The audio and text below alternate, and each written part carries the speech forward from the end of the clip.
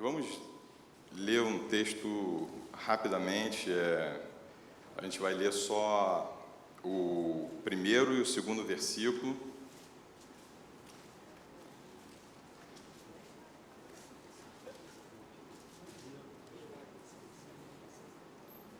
Eu gosto muito da Bíblia no celular, né? É mais rápido. Tem que virar a página.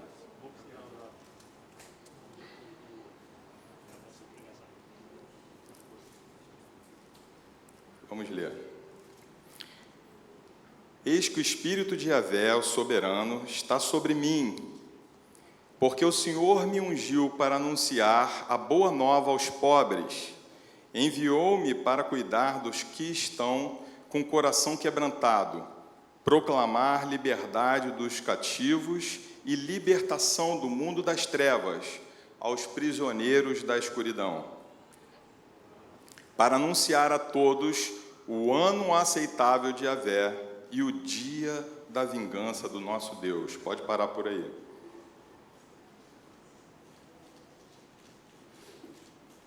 Eu nunca bebi tanta água como eu bebi durante a doença. Eram 8 litros de água por dia. Já acordava bebendo, dormia bebendo, durante a noite bebia. E a doença seca a gente de uma forma que você não acredita. Porque os sintomas parece que eles não existem, mas você fica sentindo só sequidão por dentro, e é isso que faz o estrago. Vou contar uma história para vocês. Um grupo de homens vivia num país e eles se encontravam oprimidos, insatisfeitos. Aquele país tinha como governantes pessoas que oprimiam o povo. Por conta disso havia pobreza naquele lugar e violência, homens maus em todo lugar. E aquele grupo de homens resolve se reunir e falam juntos: vamos partir desse lugar e vamos buscar um outro lugar. Eles ouvem dizer que tem um outro país, que tem onde existe um governo maravilhoso, onde os governantes são justos, onde a pobreza ela é totalmente reduzida, e eles caminham e vão para esse país. Lá chegando, de repente, eles começam a ver que não era essa maravilha toda, que naquele lugar também havia um pouco de injustiça, apesar de ser menos do que no país onde eles viviam. Naquele lugar existiam homens maus, e eles começam a desanimar com aquele novo estado. Alguns resolvem voltar e passam o resto das suas vidas no país de origem, e outros permanecem nesse lugar até o final das suas vidas, insatisfeitos. Essa história ela serve para ilustrar a vida de muitos cristãos. Nós, em determinado momento, a gente vivia em um outro país, num outro governo, e resolvemos migrar desse governo porque escutamos dizer que naquele outro lugar tudo se fazia novo, tudo era bom demais, e a gente migra, só que a gente não encontra isso. Em determinado momento a gente desanima e pode até voltar para aquele lugar de origem, ou a gente permanece sem viver a vida que nos foi prometida. Existe a palavra limbo, e tem muita gente que usa essa expressão: o cara está no limbo, né? E essa palavra ela tem um significado que eu achei muito interessante, que ela fala de incerteza. É uma palavra que nos leva a pensar em pessoas que estão inseguras e que não vão nem para um lugar nem para o outro. Na verdade, eles desacreditam daquilo que lhes foi falado e permanecem no meio, sem entrar nem no lugar ruim, nem no lugar bom. A gente,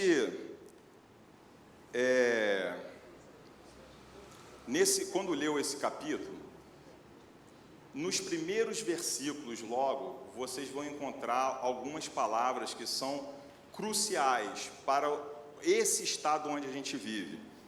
Nós, em determinado momento, a gente acreditou que a gente entrou num novo estado, e aqui se fala no reino de Deus. Jesus, no capítulo 4 de Lucas, ele pega esse texto e lê dentro de uma sinagoga. O que acontece? Jesus está voltando, está fazendo a cruzada dele e chega a Nazaré, que é a cidade onde, não Natal, mas onde ele havia crescido. Então Jesus era conhecido, cidade pequena, onde todo mundo se conhece. Esse é o filho do carpinteiro, poxa, que legal, tal. Só que ele já era conhecido como um mestre. E ele é convidado, naquele momento, para ler a Escritura. Como é que ocorria isso? O assistente tinha um texto daquele dia, e esse texto era passado para aquela pessoa que foi convidada a ler. Então, não foi Jesus que escolheu esse texto. E o assistente pega a Bíblia, a Escritura, pergaminho, tal, abre aqui e fala: aqui está, mestre, pode ler para a congregação. Naquele momento ele pega e lê essa frase: o Espírito de Iavé está sobre mim, porque ele... Eu vou abrir aqui, não sei por que eu fechei. O Espírito de Iavé, o soberano, está sobre mim, porque o Senhor me ungiu para anunciar a boa nova aos pobres. Enviou-me para cuidar dos que estão com o coração quebrantado, proclamar liberdade e libertação ao mundo das trevas e aos prisioneiros da escuridão. O que ele faz ali? Ele, depois de ler esse texto, ele fecha a Escritura e ele começa a falar, porque todo mundo estava olhando para ele. E agora, o que ele vai falar sobre isso?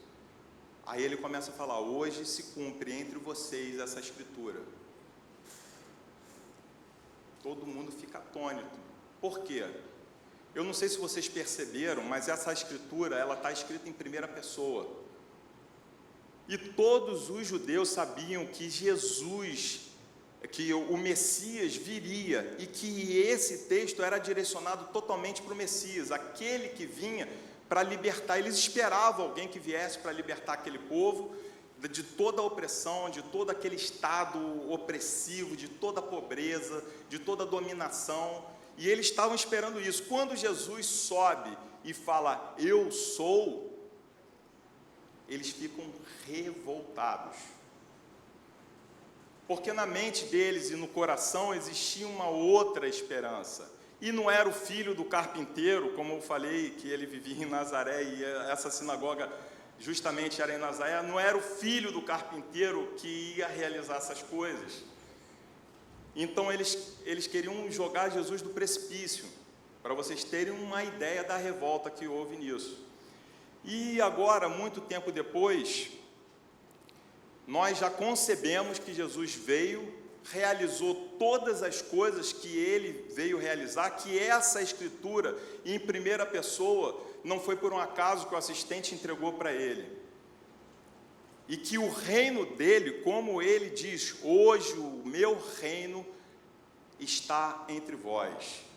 E desde aquela época nós vivemos num reino. Eu me lembro logo que você entra na faculdade de Direito, a gente começa a estudar as matérias base, né? E aquelas matérias, elas levariam constitucionalismo, teoria da Constituição. Você fez Direito, né? Então, teoria geral do Estado. Ele explica que todo Estado ele precisa ser formado a partir de alguns elementos. Nós temos, para a formação de um Estado, de um reino, de um país, um povo, um governo soberano e um território. Se nós não tivermos isso, a gente não consegue constituir um Estado. E a partir disso, a gente faz uma Constituição, uma regra que possa reger de forma igualitária todo mundo que acaba sendo esse povo. E assim, esse texto, apesar de tão sucintamente, ele coloca essas diretrizes. Eu vou mostrar para vocês como que ele coloca isso. Quando ele fala do povo, ele estabelece uma condição. Quem é o povo de Deus? Jesus diz: eu vim pregar a boa nova aos pobres. O povo de Deus são os pobres. Agora, o que quer dizer esse pobre? Poxa, eu tenho uma condição financeira razoável, mas eu posso ser considerado pobre, porque rico, segundo alguns aí, só quem tem acima de 100 milhões. Agora não, deve ter aumentado, porque a inflação já está comendo tudo, né? O dólar já dobrou, então acho que os ricos agora são a partir de quem ganha 200 milhões. Então, poxa, eu não estaria entre os ricos, que eu tenho muito menos que isso. Será isso? A palavra pobre, no original, ela é uma palavra que diz, é a nave, no hebraico, e ela significa necessitado. Então, o pobre é aquele que é o necessitado. Aí eu volto de novo e repito para vocês. É o necessitado de matéria? É o necessitado de dinheiro? É o cara que passa fome? Gente, vamos mergulhar um pouquinho mais fundo. Vamos olhar com outros olhos para isso. Hoje em dia, eu costumo dizer que até o pobre é rico. Eu já preguei aqui sobre idolatria, e nós possuímos muitos ídolos. E os ídolos, dentro desse conceito, Ingrid até levantou a cabeça, né? Gostou da pregação, foi? Foi uma pregação muito legal, mexeu até muito comigo, porque a gente às vezes não lembra quantas coisas existem que atrapalham a gente de se entregar a Deus. E essa pobreza, essa riqueza, ela vem através da soberba na nossa vida. E a soberba nada mais é do que uma verdade que existe dentro de nós. Eu tenho essa verdade dentro de mim. Caramba, mudar ela é muito difícil. É ou não é?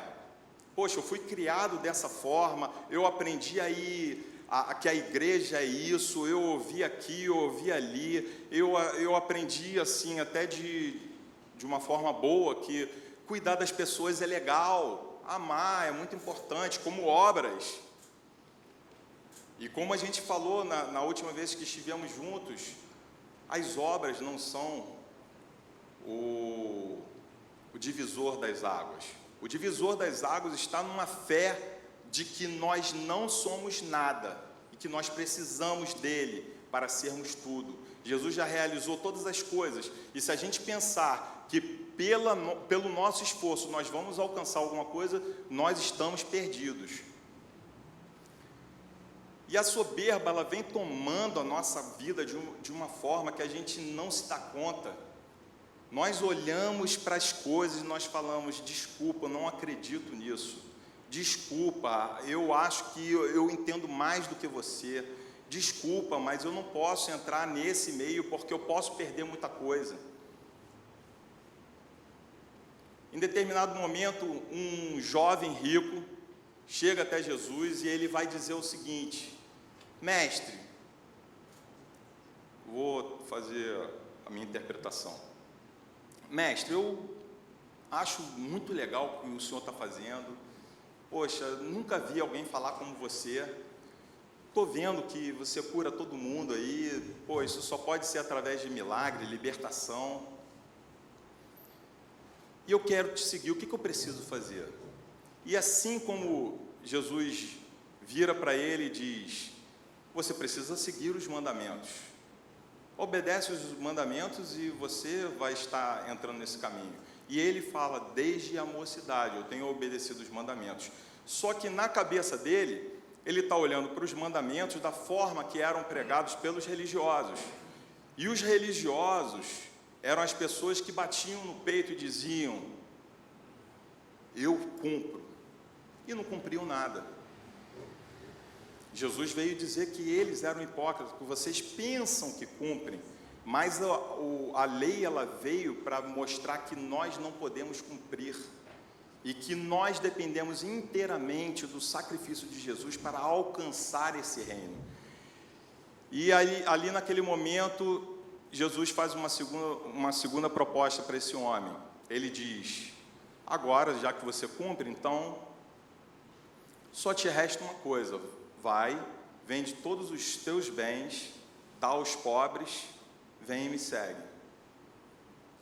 E aí, nesse momento, a Bíblia fala claramente que aquele jovem abaixou a cabeça e triste, guardem essa palavra, foi embora.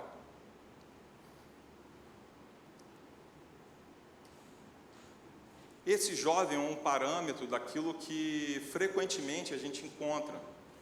E como eu falo do limbo, é por isso, por tal razão, que a gente não consegue entrar e viver entre esse povo, não consegue ser governado por esse reino, porque muitas vezes nós não aceitamos a proposta de Jesus.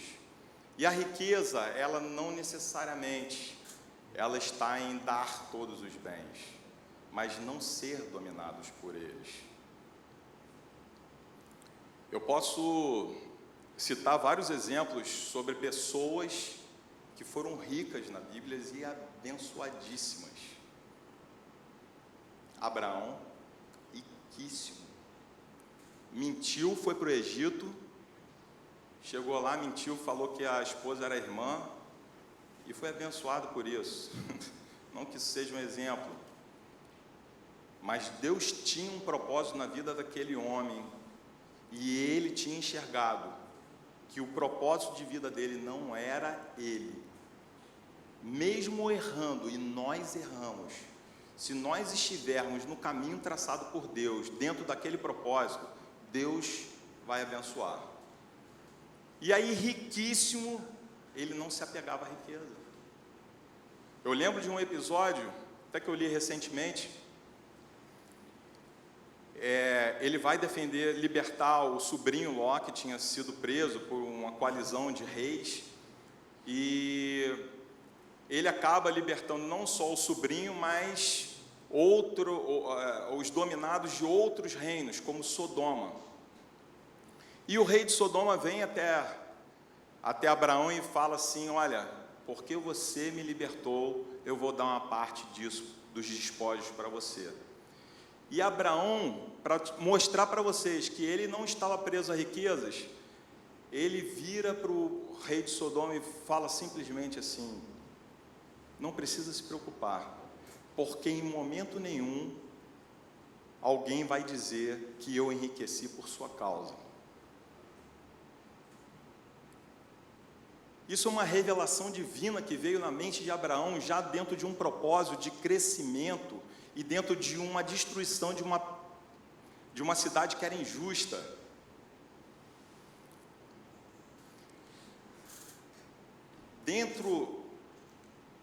No final dos tempos, Deus estabelece um parâmetro para todas as igrejas, e ele cita várias igrejas da Ásia, e que são entendidas como profeticamente, que se aplicam a nós também. E quando ele vai falar para a igreja de Esmirna, ele fala: você é pobre, mas é rica.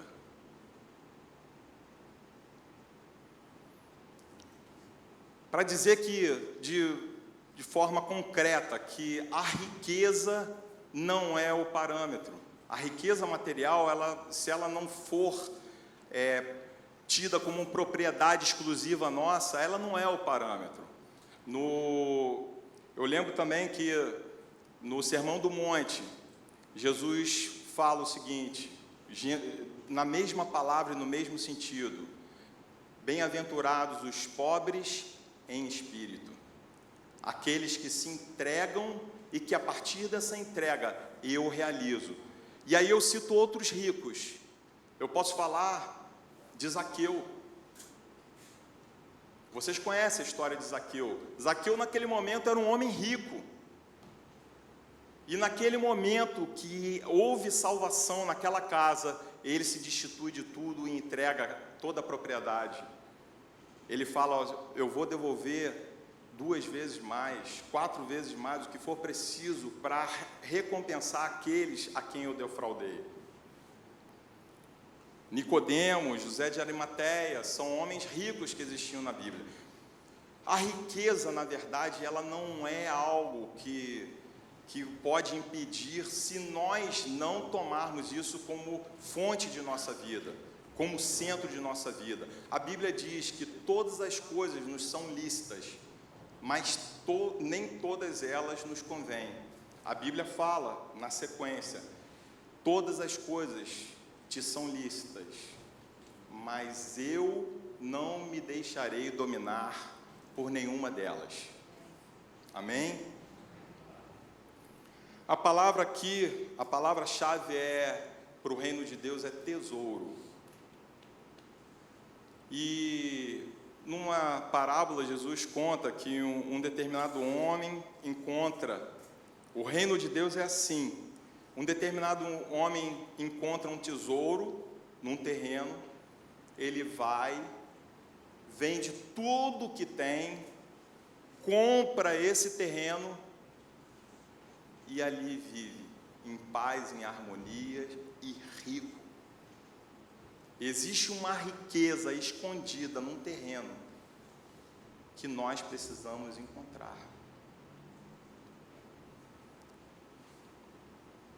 E não se trata de salvação. Porque o que eu mais vejo é que a gente passa uma vida esperando por algo que um dia vai acontecer.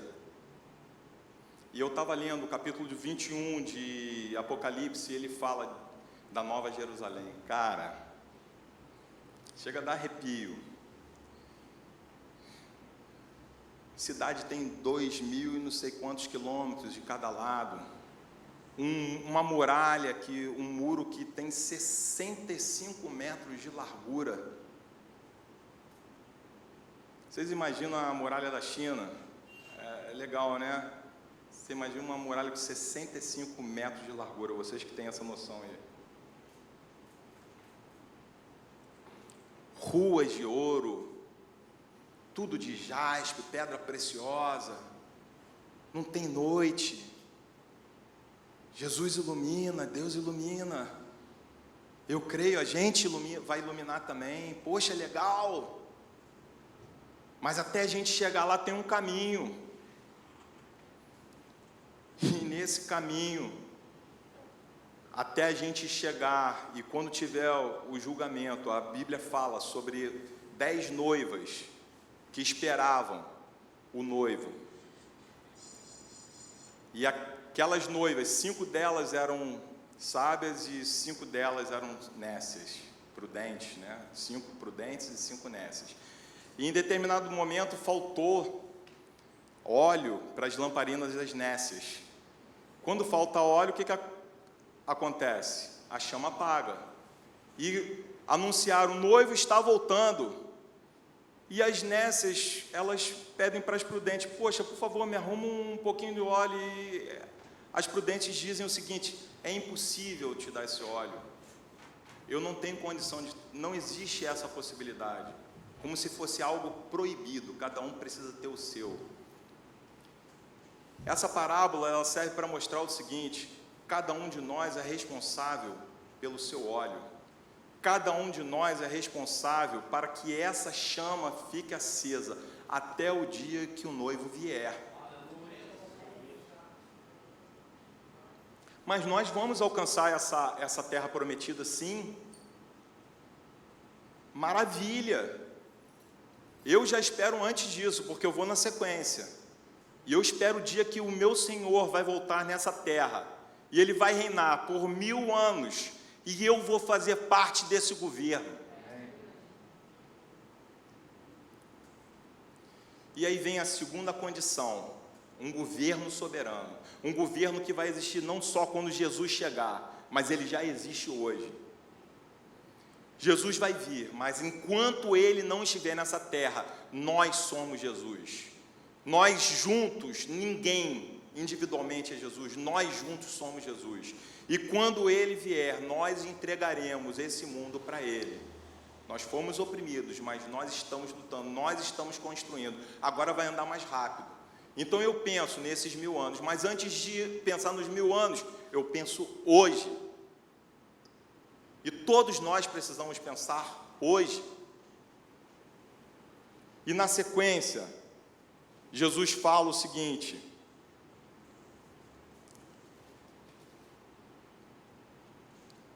que ele veio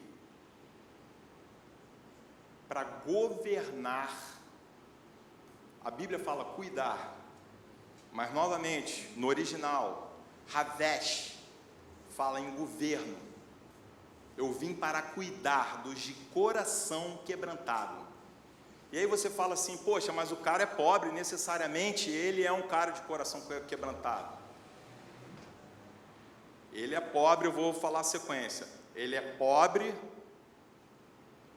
e ele tirou um escudo, porque o escudo da verdade interna que a gente tem, ele forma um escudo na frente da gente, e a seta do Evangelho vem contra nós, e aquele escudo bloqueia. Então, quando nós somos pobres, aquele escudo, ele cai, e aquela seta, ela tem condição de entrar no nosso coração, e quando ela entra, ela quebra o coração. Não tem como uma pessoa se manter no estado antigo, depois que essa seta atinge o nosso coração. E a condição inicial, a condição para você entender, para você conceber que você teve esse coração, é o amor. Quando essa seta me atinge e o meu coração fica dilacerado, como dizem algumas versões, eu não tenho mais domínio sobre a minha vida. E é plantado dentro de mim um amor que excede todo o entendimento. Um amor que não pertence a mim, ele não pode pertencer a mim, porque eu não tenho condição de ter esse amor. E a partir desse momento, todo o governo de Deus está apto a vir sobre mim. Então essa palavra, Havesh, que vem sobre os quebrantados de coração, fala sobre o governo. Lembra? Teoria do Estado. Teoria geral do Estado, a gente está construindo.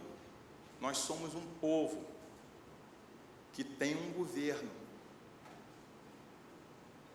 E desde que tenhamos esse coração quebrantado, após nos tornarmos povo, pobres, a gente consegue ter um governo que não é nosso. E é isso que Jesus diz para Nicodemos, no capítulo 3 de João. Nicodemos, você precisa nascer de novo. Ele vem, eu acho tão legal isso, cara. Nicodemos vem assim, cheio de pompa: mestre, você vem de Deus, se não viesse, não poderia fazer todas essas coisas. E Jesus vai na ferida, olha só, assim como foi no jovem rico: olha só, você precisa nascer de novo. Como assim? O que eu tenho de errado? Eu jejuo 2 vezes por semana, eu sou conhecido como o professor dos professores. E ele diz: os nascidos do Espírito são como o vento. Eu nunca me esqueço, isso é muito forte. Eu acho que todos nós devemos recitar isso o resto de nossas vidas. Os nascidos do Espírito são como o vento. Você ouve, mas não sabe de onde vem nem para onde vai. O que quer dizer isso? É governo. E o governo de Deus está sobre mim. E para concluir,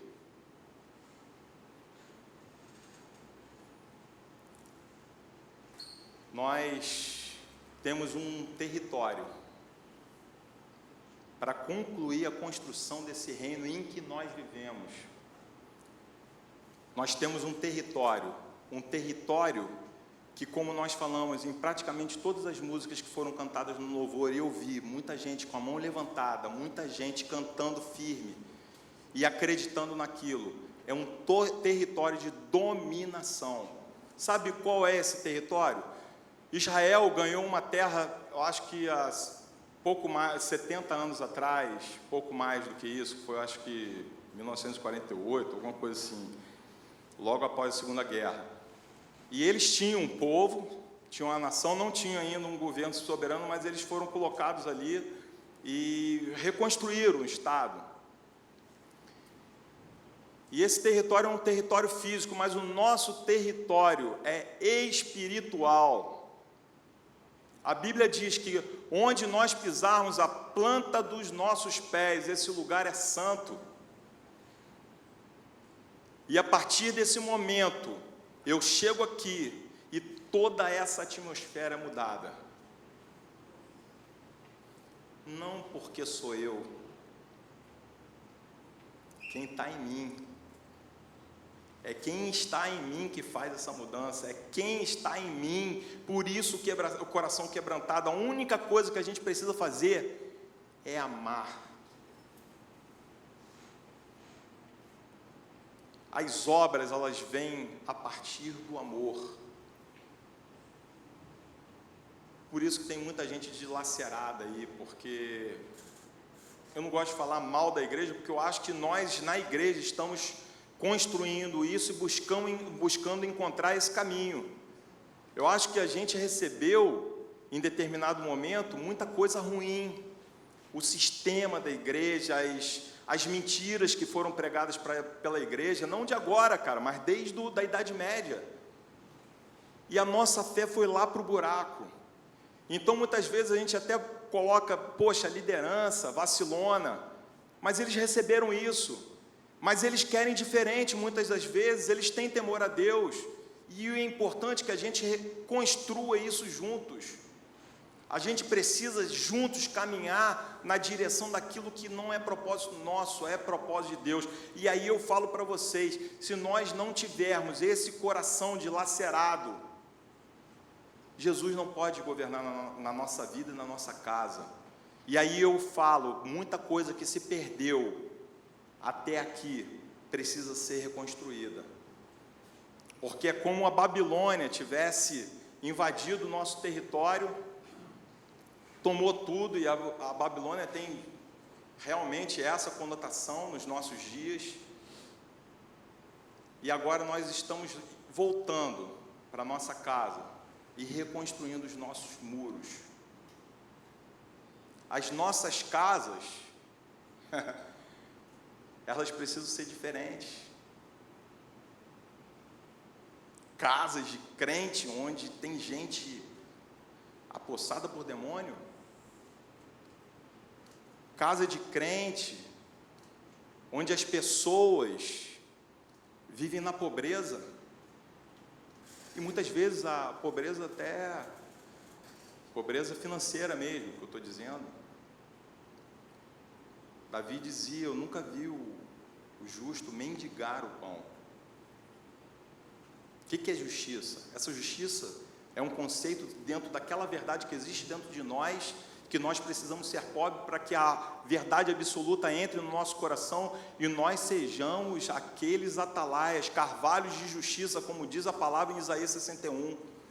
Nós seremos reconhecidos como carvalhos de justiça, mas eu olho às vezes para algumas famílias e eu falo, cara, como pode essa pessoa se dizer crente? Mas não há julgamento. Quem julga não somos nós, quem precisa julgar é Deus. E o nosso, repetindo, o nosso papel é apenas amar e pedir a Ele. Porque quando pedimos na direção dEle, Ele faz. Para finalizar, agora sim, existe um filme novo da Disney chamado Soul, Alma, e ele já está no Disney Plus. Eu assisti com meus filhos. Cara, o filme é bem interessante, tá? E ele está dentro da crítica do cinema, ele está sendo super elogiado. Mas existe uma sutileza nele, que eu quero que quando vocês assistam o filme, vocês percebam isso. E eu, no final do filme, eu peguei meus filhos, a Camila e o Bernardo, mesmo que a Camila tenha 5 anos, dentro daquela sutileza, que eu sei que muitas coisas são plantadas no nosso subconsciente, eu parei e eu expliquei para ela, para tentar desconstruir o que foi falado no filme. O filme fala o seguinte, no final, a conclusão do filme é essa. Spoiler? Ah, então não vou falar. Então vocês assistam, vocês me dizem. Hã? Vocês querem a crítica primeiro, né? Mas eu, de repente, vou direcionar vocês a entender o filme dessa forma. Não vou falar. Fala ou não fala? Fala ou não fala? Tá bom, eu vou falar. Eu estava só fazendo charme. Ele fala que não é importante que tenhamos propósito de vida.